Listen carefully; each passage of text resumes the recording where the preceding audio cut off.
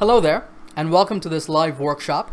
In this lesson, I'm going to show you how you can build a powerful vocabulary in the English language. I will share with you all the different ways that people use to learn and remember new words so that you can choose the methods that work for you. Also, because this is a lesson about vocabulary, you're going to learn more than 30 useful words and phrases in this video. Now, I have divided the vocabulary tips into two sections. First, what are the best ways to find new words? And second, how to learn those new words so that you can remember them for a long time and use them in your own speech and writing. Now, for each tip, there is a task. You can download the task checklist and the list of the vocabulary words using the links in the description. The links will be available after the live stream ends. It will be available in the video description below the video. Now, last week on this channel, some of you may remember this, I had asked all of you about your favorite ways to improve your vocabulary. Now, I received more than 100 responses to that. Thank you to everybody who responded, and I'll be sharing some of the top answers with you in this video. Okay, so let's get down to business. Let's get down to business is an expression that means let's get started. Let's begin our serious discussion. So let's talk about the best ways to find new words. The number one best way to improve your vocabulary is to read a lot. Now, one of my viewers, Prakash, says reading is what makes us improve our vocabulary, and I agree completely. There is no better way to come across new words. Now, some people like to take word lists with lots of words on them, and they like to memorize them. But that's actually not a very useful approach because we tend to forget those words. Now, Pratap and Ishan also make a very important point. Pratap says you must choose a book according to your interest. Ishan likes to read books on his favorite topics. So this is key, right? You should read what you enjoy reading. Find material on your favorite topics. If you make reading a long-term daily habit, you will automatically learn new words. One other viewer, Vale, reads a lot and also likes to watch my lessons. I appreciate your saying that, Vale. I try to teach a lot of vocabulary in my lessons, so make sure to follow the lessons on this channel. Now, the point here is that if you're serious about expanding your vocabulary, you must become an avid and voracious reader. Those are two useful vocabulary words that you can take away from this lesson. The word avid means enthusiastic. It's an adjective. You can be an avid reader, an avid traveler, an avid viewer of my channel, for example, or an avid listener of maybe classical or rock music. Voracious means having a great hunger for something. A voracious eater wants to eat a lot of food, and a voracious reader wants to read a lot of books. So I'm asking you to become an avid and voracious reader to develop your vocabulary. So here's the task for this tip. Make a commitment that you will read for at least 1 hour per day, every day, and stick to that commitment. If you want, you can start with maybe half an hour, but then move up to an hour a day. Okay, you should do that. Now, I read for about 3 hours a day, just so you know. So what should you read? Well, in the community post, the most popular type of reading material was actually the newspaper. Now, it can be a great way to learn words. What I like about the newspaper is that it's easy to set aside a certain amount of time every day to read the paper, and you can make it a habit, to do that at that time every day. But there is a problem with it, which Monica highlights over here. She says she gets bored just by reading the newspaper for half an hour. Now, it should be bored. Well, that is in fact what will happen. Why? Because the main purpose of newspapers is to report what is happening in society and not to entertain you. So news stories can be quite drab. Okay? The word drab means boring, dull, uninteresting, unexciting, and so on. But there is a solution. Now, Abhirami says that she finds new words from the newspaper on her favorite topics, especially on the movie column. So instead of wasting your time trying to read everything in the newspaper, a better approach is to read the main stories and then dip into parts of the newspaper that you are interested in. Do you know the meaning of dip into? Dip into means to select and read small amounts of something. This way, you will save time and you will learn vocabulary that is relevant to you, that is suitable for your situation or for your needs. That's what the word relevant means. Okay, so here's the task for this tip. The task is to begin reading the newspaper for about 30 minutes every day. Do this today or tomorrow. You can either read a print newspaper or you can read articles on a newspaper's website. That's what I do. Read the main stories and then read portions that interest you. Don't just read everything. Okay, now speaking of relevant vocabulary, another great place to find it is in magazines. Now, magazines are awesome because you can find them on just about any topic. Just about is an informal expression that means almost. So I'm saying almost any topic. You can find magazines on just about any topic. So whatever you like, movies, music, fashion, politics, science, cars, electronics, whatever it is, you can find lots of magazines that give information and news about that topic. Raghavendra, who I saw in the live chat just a moment ago, he says that he likes to collect vocabulary from interesting magazines. He mentions the word context. Now, this word means the situation in which a word is used. It's the surrounding information. So if you're reading something and you find a word in the middle of that text, the context is the surrounding information. And this is what magazines give you. They present useful vocabulary within the context of your topic, and that is why I love magazines and I read a lot of them. And normally, magazines cost more than newspapers, but nowadays most magazines have their own websites where you can go and read their articles free of cost. So the task for this tip is do some research and pick at least 3 magazines on your favorite topics. Then either buy subscriptions or bookmark their websites on your computer. Excuse me. You can also download their apps if those are available. Make it a habit to read articles on these magazines at least once per week. All right, the next tip is to read stories. As human beings, we love stories. Anytime someone tells a story, we listen, we get engaged. If a story is very interesting, we even get engrossed in it. Get engaged means to get involved. That's what it means in this context. So it means that we give it our attention. Engrossed means to become extremely focused. It means that you become so focused on the book that you're reading that you forget about other things. So for this reason, stories are a great source of vocabulary because we feel a connection to those words. Now, if you feel that many stories are difficult and that you can't understand a lot of the words, start with books for young children, as Akhtar does. Excuse me. Now, children's stories tend to contain simple language, and that's why they're great if you want to start at a beginner level. Once you're comfortable with those, you can move on to stories for older children, and then stories for teenagers, and finally, stories written for adults.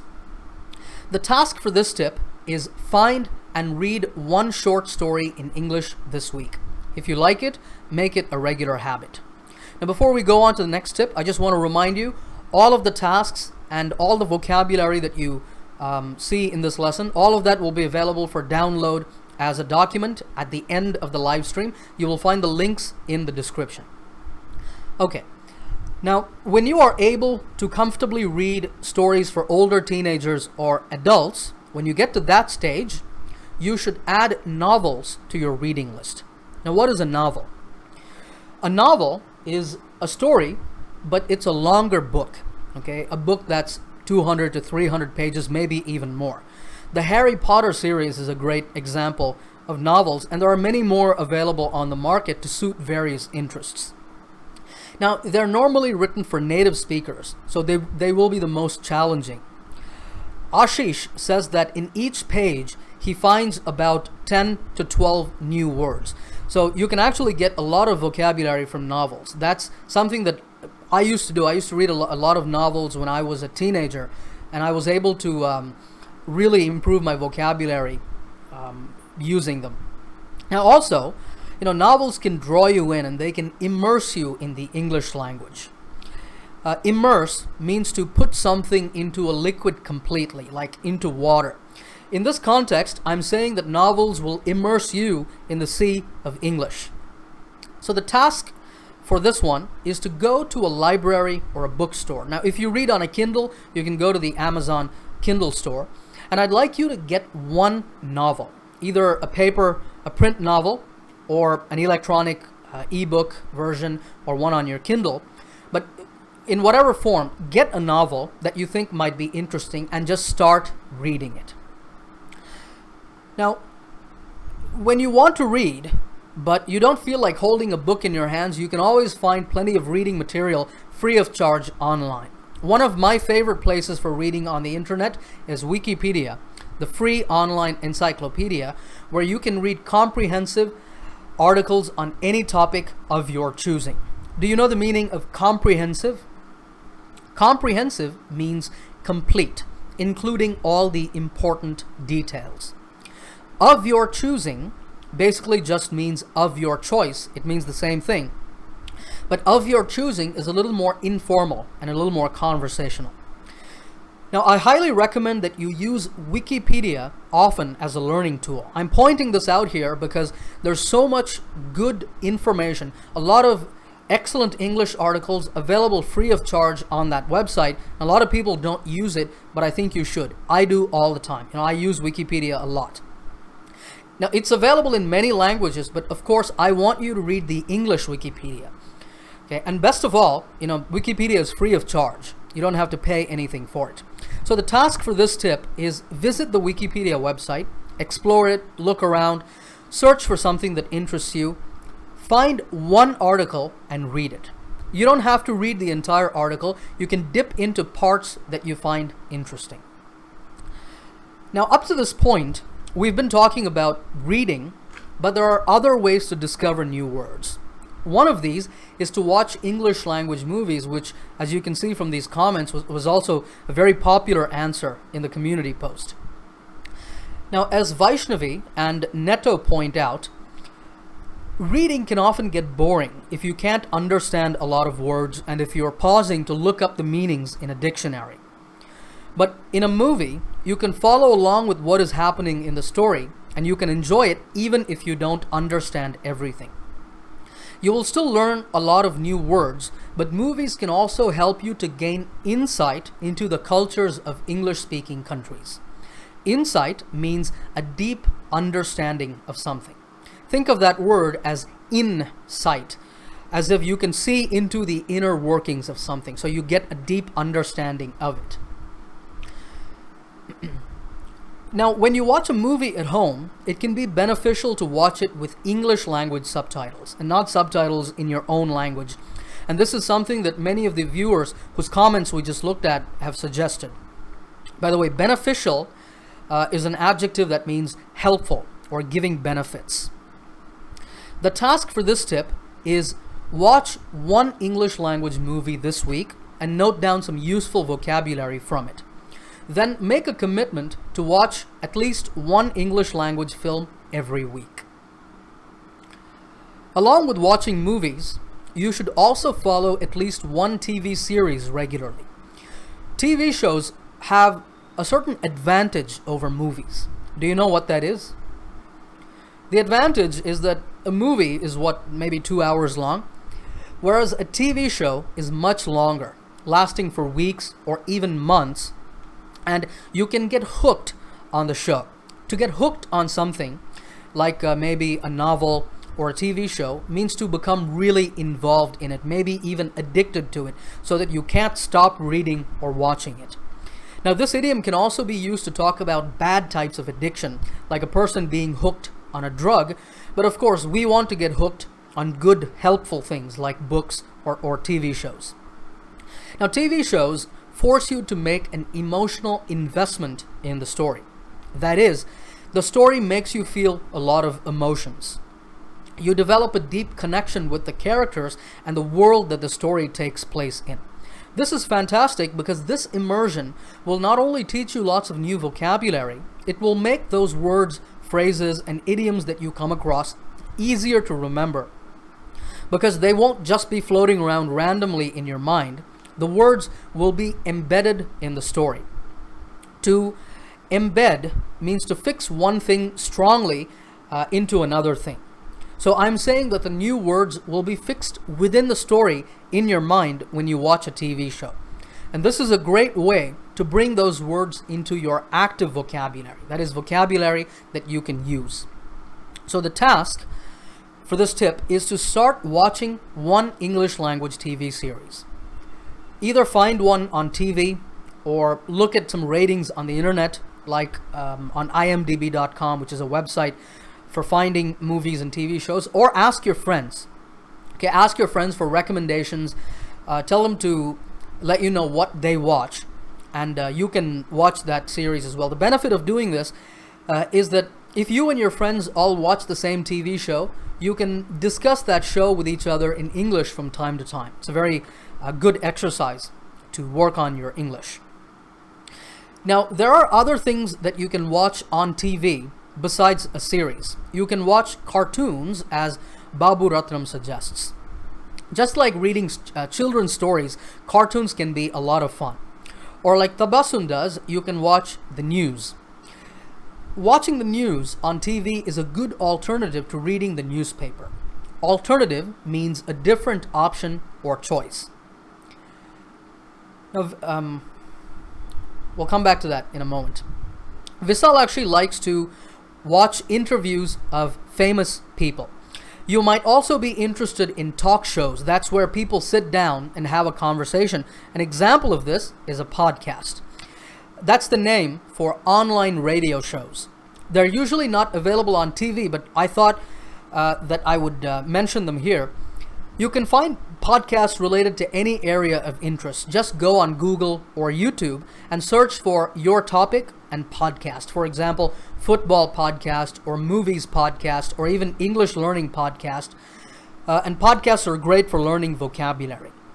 So anyway, to get back to TV, the task for this tip is to pick one English language news program and one talk show and start watching each one. Now, if you're the musical type, then you probably already know that songs can be a treasure trove of new vocabulary. Do you know the meaning of treasure trove? Treasure trove is actually... Sorry folks, I'm all over the place with my keyboard today. But treasure trove is an idiom that means a place where lots of valuable things can be found. We often say that something is a treasure trove of information or a treasure trove of vocabulary, etc. So I'm saying that songs can be a place where you find and learn lots of vocabulary. If you don't already listen to English language music, then I encourage you to begin today. Now, whoever you are, I'm sure that there is a genre of English language music that you will enjoy. Genre is a word that means a style of art, music, literature, or film. It's pronounced genre. Genre. Genre. Now, some movie genres can be drama, romance, action, horror, etc. And some popular music genres are pop, rock, metal, jazz, country, rap, and so on. Quite a number of viewers said in the community post that they listen to songs and that they learn vocabulary from songs. And let me tell you, I am part of that club too. My own vocabulary has benefited tremendously from listening to music. Tremendously means greatly or very much. Not only are songs great for learning new words, you will also come across interesting and creative ways of expressing ideas. On top of that, if you really like a song, it might get stuck in your head, right? If that happens, you will be humming and singing that song a lot. and that will give you a lot of vocabulary and pronunciation practice. So the task for this tip is listen to one English language song. This can be a song you've never heard before, a new song for you, or it can be one of your favorite songs. Then, after you listen to it, find the lyrics for it online and analyze the lyrics. Lyrics means the words of the song. Pick out words, phrases, and other interesting language that you can use in your everyday conversations. And you should make this a habit. Whenever you listen to English language songs, find the lyrics, analyze them, try to learn new vocabulary from the lyrics. All right. Don't forget the internet either for learning vocabulary. There's a lot of listening material that you can find on the internet. Ajad and Sivakumar both like to listen to lectures.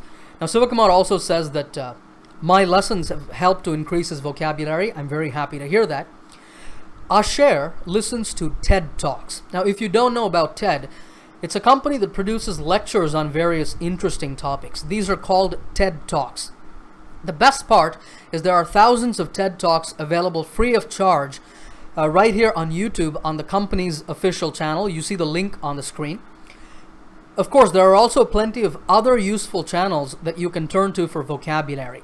Hannah likes to watch American shows on YouTube, and Saumika watches English lessons. Now, if you're watching this, then you know already that there are lots of English learning channels on YouTube. So here's my task for you. Go to the TED Talks YouTube channel and listen to one talk. Then find and subscribe to at least 10 English learning channels on YouTube so that you regularly get their latest lessons. Once again, all of these tasks and all the vocabulary words will be available for download at the end of the live stream. You will find the links in the description after the live stream ends. Now, if you are a regular smartphone user, you'll be happy to know that there is a plethora of vocabulary apps available on the market. Okay, what does plethora mean? Plethora is a noun and it means a large amount of something, maybe even more than you need. We often talk about a plethora of information, a plethora of opportunities, a plethora of problems, choices, and so on. My point here is that there is a plethora of vocabulary apps. That is, there are many vocabulary apps that you can install and use. Now, Asima says that she likes to add new words as favorites in the Merriam-Webster app. Merriam-Webster is a popular dictionary.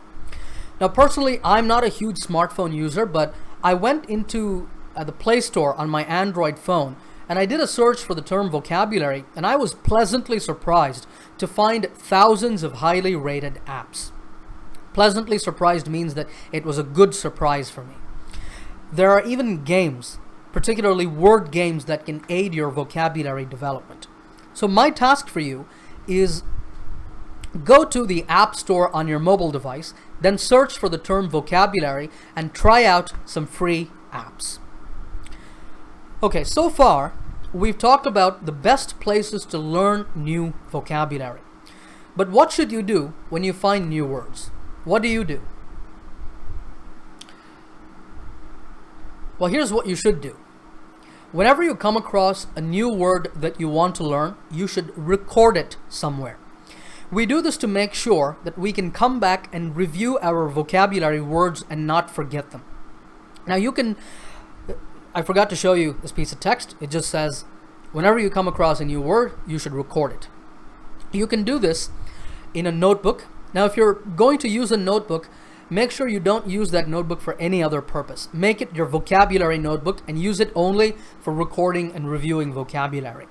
Alternatively, you could save your new words in a Microsoft Word or Excel document. I use Excel to store vocabulary that I learn. Now, if you do this, you should create an online backup of the file, like on Google Drive, so that you don't accidentally delete or lose it. Another option is to download a vocabulary app like we just discussed. So here's a quick task for you. Choose your method of recording vocabulary. Either buy a notebook or create a Word or an Excel file, or find an app that lets you save words that you learn. Okay, let's say that you're reading something and you come across a new word. a word that you don't understand. You now want to learn and record this word. How should you do it? Well, before you look it up in a dictionary or do anything, the moment you find a word that you want to learn, you should first try to guess the meaning of the word from the context. Now, let's say, for example, that you read this line in a novel. As he was walking down the street, he suddenly tripped on a rock and fell. Imagine you don't know the meaning of tripped. Now, what could it mean? Now, before you go and check it in a dictionary, think about the entire sentence, think about the context, and just try to guess its meaning. Now, we know that this word needs to be an action. It's something that this person either did or it's something that happened to him, so it's a verb. It also has an ed ending, which you would expect from a past tense verb. Now, it's not a thing, clearly, so it's not a noun. It's not describing any noun, so it's not an adjective either. So what could be the meaning of this word?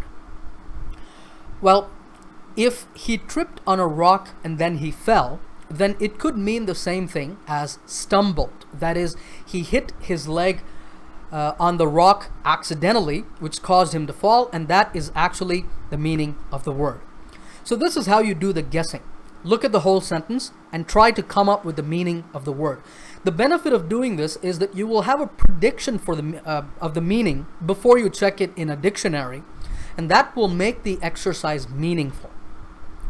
Predicting the meaning first is much better than seeing a new word and then mindlessly reading the dictionary definition of it. Mindlessly means without thinking, without using the brain or the mind. So now, once you have a guess for what the word might mean, you go to the dictionary. Okay? For this, obviously, you will need a dictionary. Now, Himani and Neeraj both talk about translation. Himani says that whenever she doesn't know the meaning of a word, she likes to look up the Hindi translation of that word. Now, this can help you to quickly know the meaning of a word, but I recommend that for every word that you learn, you also look it up in an English to English dictionary. When you do that, it will train you to think directly in English without resorting to your native language. Resort to is a phrasal verb that means to do something because you don't have any other choice, or you have no other choice. Now, STH, you see that 2 times here. STH means something, and you will see that in dictionaries as well, so that's just something to keep in mind.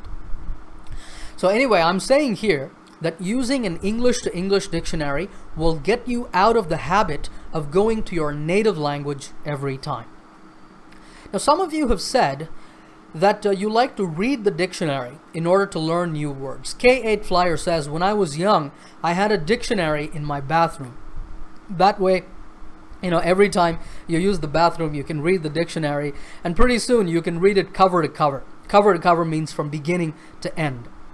But the same viewer also touches upon a problem with this approach. K8 Flyer says, it lacks the effect of the experience. So you easily forget the words. Now, this is very true. Words in a dictionary are stripped of context. Remember that context means surrounding information. So I'm saying that the surrounding information is removed from the words in a dictionary. There are other uses for this phrasal verb, by the way. If we say, the athlete was stripped of his medals, it means the medals were taken away from the athlete by the authorities, maybe because he cheated. Or drivers who disobey traffic laws can be stripped of their driver's license. But getting back to dictionaries, they are not meant for us to discover new words. They're meant to be a quick reference that we can turn to check the meaning of a word. So I recommend that you don't waste time reading a dictionary. There is plenty of more interesting, immersive, experiential reading material out there, as we've discussed a lot in this lesson. There are so many other types of reading material that you can read. But in any case, you do need a dictionary. And you need dictionaries so that you can look up the meanings of words. I personally prefer electronic dictionaries that you can access either through their websites or using their apps. My own personal favorites are the ones that you see on the screen. I like Cambridge, Oxford Advanced Learners Dictionaries, Merriam-Webster, especially for its pronunciation. There's an easy button that you can click, and it plays every time on Merriam-Webster. And there's also Macmillan. But the point about pronunciation is that on most of these dictionary apps, actually not the apps, I haven't tried their apps, I use the websites, but on their websites, if you go and try to click the pronunciation button, I found that generally they either don't work or there's a delay. But with Merriam-Webster, as soon as you click on that button, you always hear the pronunciation. So for that reason, I really like Merriam-Webster. But in any case, I recommend that you use more than one. In fact, the task for this tip is to pick 3 or 4 electronic dictionaries and to either bookmark their websites on your browser or install their apps on your phone and begin using them regularly. Okay, so now let's say you were reading something, you came across a new word. In your mind, you tried to guess the meaning from context, so you have a prediction in your mind, and now you turn to your dictionary.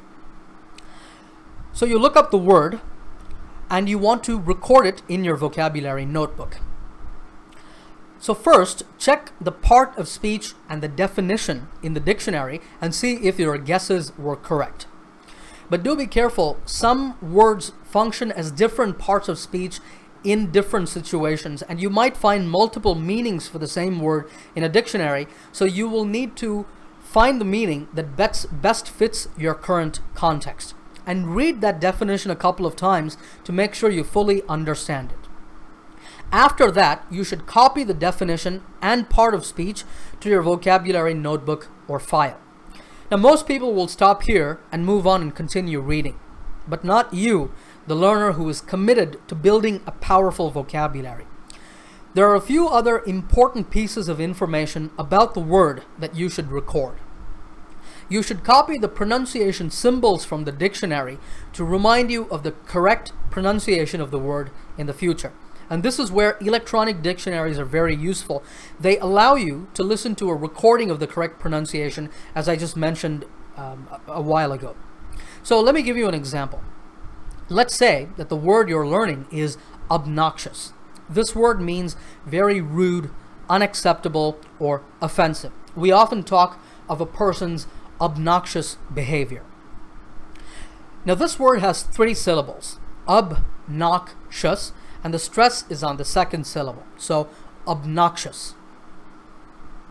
Obnoxious. So listen to that in a dictionary. If you click that pronunciation button, this is what you will hear. You will hear the correct pronunciation. Listen to that, practice saying it a couple of times, then copy the symbols. If you are not comfortable with the symbols, now you see the symbols over here on the screen. If you're not comfortable with them, if they look strange to you, don't worry about it. Just copy them to your notebook or file. You will get comfortable with them over time and with practice. After this, you should note down some example sentences. You can copy the examples in the dictionary, like the ones you see on the screen. The waitress's behavior was downright obnoxious. Downright means completely, very, and it's usually used in a negative sense, like here. Excuse me. The second example here is Matt can be quite obnoxious when he's mad about something. So you can take the examples in the dictionary and you can copy them to your notebook. However, another useful exercise is to try to make your own sentences with the words that you're learning. I'm happy to know that many of you do this already. You can see a lot of comments from your viewers saying that they do this. Now, when you first learn a word and you try to make sentences, you may not use it correctly. Your sentences might sound unnatural or artificial, but that's okay. In the future, as you revisit, that is, as you come back to your vocabulary notebook or file, you will be able to identify your own mistakes and correct them. And that will actually give you the satisfaction of seeing your English improve. So even if you're not confident that you can use the words correctly, it's okay. Try to make sentences with words that you are learning. Now, you should also take the opportunity to find a few related words, some synonyms and antonyms as they are called. you can use a thesaurus to do this. A thesaurus is like a dictionary, but its purpose is to give you synonyms and antonyms of words. A popular one is thesaurus.com, but you can also buy a physical one from a bookstore or download a thesaurus app on your phone. So some synonyms of obnoxious or are objectionable, disagreeable, and distasteful, and some antonyms are friendly, decent, and pleasant. Now just be aware that synonyms and antonyms won't all mean the exact same thing as each other. So before you use these words, you should look up each one in a dictionary to make sure that that you learn them, that you can use them correctly. Now with some words, you can also break them apart and analyze their roots. You can analyze their roots, their prefixes and suffixes, as both Badri Chaitanya and Banu Singh suggest. For example, let's say that the word you're learning is disinterested. You see that there are actually three parts. There's interest, which is the core of the word, and then there's the prefix dis. Prefix means something that we add to the beginning of the word. This prefix usually makes the word negative or says that something is not the case. And we also have the suffix ed. Suffix is what we add to the end. In this case, the ed is used to make the adjective disinterested. Now, by the way, disinterested does not mean the same thing as uninterested. Uninterested means feeling no interest. She was totally uninterested in modern art, for example. That means she didn't have a liking for modern art. Disinterested, on the other hand, means impartial. Every legal case must be heard by a disinterested judge. That means a judge who does not favor one party in the case. The judge is impartial. You definitely don't want an uninterested judge, because that's someone who has no interest in the case. Right? You might see that judge yawning in the courtroom as the lawyers argue their cases. Now the point here is that analyzing prefixes and suffixes can help you to more easily learn new words. Okay, so the task for this tip, I actually have a few things I'd like you to do. Pick one word that you recently learned and do all of these steps with that word. Look it up in the dictionary, pay attention to its part of speech, read its definition again, listen to the correct pronunciation and practice it a few times. Read the examples in the dictionary and then practice making some sentences on your own. Then try to find some synonyms and antonyms. Use a thesaurus to do this. And finally, see if there are any prefixes, suffixes, or any roots in the word that you can analyze. Okay, try all of these. Now, to remember any word that you learn, you should use mnemonics, as Monisha and Aditi have suggested. Now, the word mnemonic means any technique that you use to remember something. I want you to pay attention to the pronunciation. It's mnemonic. The M at the beginning of the word is silent. Okay, so it's mnemonic. Now, as Aditi says, a mnemonic can be an imaginary story that you create in your mind to connected to that word, or it can be a funny image. Think of the uninterested, bored, yawning judge with his eyelids drooping as the lawyers fervently argue their cases. And keep in mind that that's not the judge you want. You want the alert and impartial, disinterested judge. To droop means to hang down. So drooping means hanging down. Drooping eyelids are actually, if you look at my eyelids now, they're drooping. And that's actually a sign of being sleepy. The word fervent or fervently means with strong or sincere feelings. Notice that the beginning of this word looks like fire, fire. So imagine the lawyers in the courtroom arguing in a hot, fiery manner. In that way you can remember fervently. So now you actually have mnemonics for disinterested, drooping, and fervent. Mnemonics such as these are fantastic tools to make sure that new words stick in your mind, and you can actually even draw little cartoons or little pictures representing your mnemonics along with the words in your vocabulary notebook. Try to do this for some words that you have already learned. You'll find that it's a lot of fun.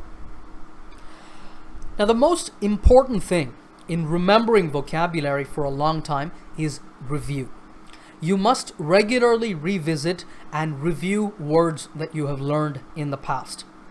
One thing you can do is you can simply peruse or read through the entries in your vocabulary notebook or app. You can look at the words you've learned, you can read their definitions and so on. But that can get a little boring. So a more interesting method is to use flashcards to test yourself. Now, before the days of personal computers and mobile devices, you would take a bunch of index cards, of cards about that size. You would write a word on one side of the index card, and you would turn that index card around and you would write the definition, the part of speech, and so on. And then you would mix up all of those cards. You'd take one card at random. You'd look at the word and you would try to remember the meaning. Well, today you don't have to go through that laborious process of making flashcards. Laborious is an adjective that means difficult, taking a lot of time and work. So you don't have to go through that difficult process today because there are many flashcard apps available. In fact, there is a plethora of flashcard apps available on the market. You can download these from Play Store or Apple Store, and you can use these apps to test vocabulary that you have learned. So go into your Play Store or your Apple Store. As I said before, as you download the vocabulary apps that you find, check to see if they have a flashcard function. If they don't, see if you can find other apps that just focus on flashcards. Now, ultimately, the key is to incorporate or include what you have learned into your own speech and writing. That is how you will develop a large and powerful vocabulary in the long run. Take whatever you learn and try to actively use those words in your own speaking and in your own writing. Now, if you do all that, I'm confident that you will build a powerful vocabulary.